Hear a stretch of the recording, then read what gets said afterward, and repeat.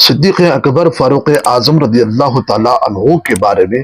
سرکار مدینہ صلی اللہ علیہ وسلم نے ان کی شان اور ان کی فضیلت کو بھی بیان فرمایا ہے کہ آج ہم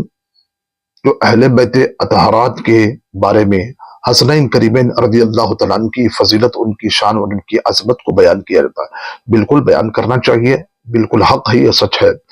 اور ان کی فضیلت کو اور ان کے مقام و مرتبے کو بیان کرنا یہ ایمان کا حصہ بھی ہے، یہ چاشنی ہے، لذت بھی ہے، یہ محبت بھی ہے۔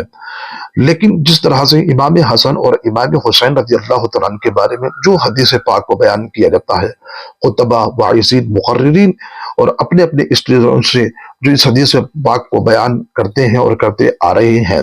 لیکن وہ کون سی حدیث پاک ہے؟ اور وہ حدیث پاک وہی ہے جس کے بارے میں سرکار مدینہ صلی اللہ علیہ وسلم نے فرمایا تھا کہ امام حسن اور امام حسین رضی اللہ تعالیٰ عنہ نوجوانان جنت کے سردار ہیں۔ یہ حدیث پاک آپ نے بارہا خطبہ، واعظین سے، مقررین سے سنا ہے، لیکن آپ کبھی مقررین اور واعظین سے دوسری حدیث پاک نہیں سنی۔ وہ شاید سنائے ہوں گے،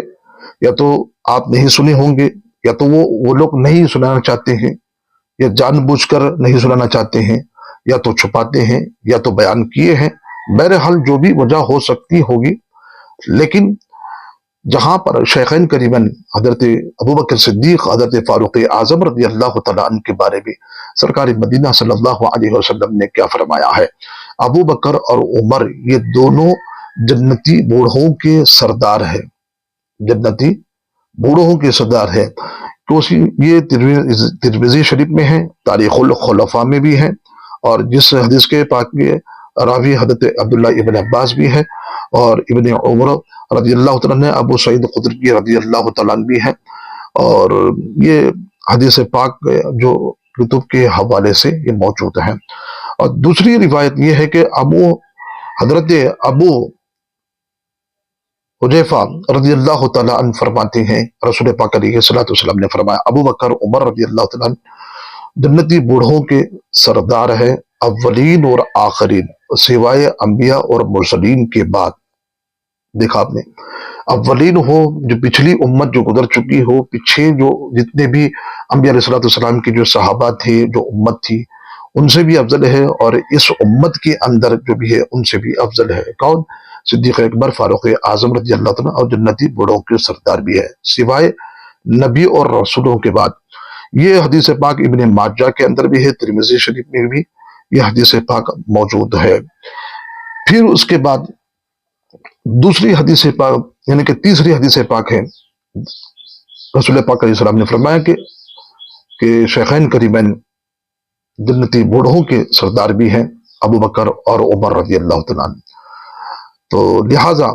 پھر ایک حدیث پاک جو ہے، مسند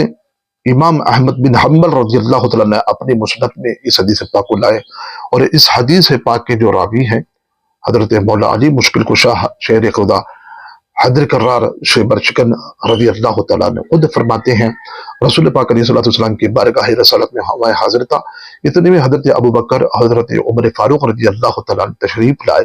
سرکار مدینہ صلی اللہ علیہ وسلم نے ان دونوں کو دیکھ کر ارشاد فرمایا، ابو بکر اور عمر تمام اولین اور آخرین، یعنی کہ پہلے اور پچھلے، ادھیڑ عمر اور نوجوان جنتیوں کے سردار ہیں، یعنی کہ بوڑھوں کے بھی سردار ہے، نوجوان کے بھی سردار ہے۔ کون؟ حضرت ابو بکر صدیق اور حضرت فاروق اعظم رضی اللہ تعالیٰ عنہ۔ تو ناظرین، یہ حدیث پاک برہا اپنے سنی ہوگی یا نہ سنی ہوں گی، لیکن محدثین نے اس حدیث پاک کو بھی لکھا بھی ہے، اور محدثین نے اپنی اپنی کتابوں کے اندر، باب کے اندر ان کی فضائل میں بیان میں رکھا بھی ہے۔ یہ حدیث پاک بھی ہے، اور اس حدیث پاک کو ہم نے واعظین، مقررین سے زیادہ نہیں سنا ہے، لیکن اگر یہ سناتے تو یاد رکھیے کہ اہل سنت کا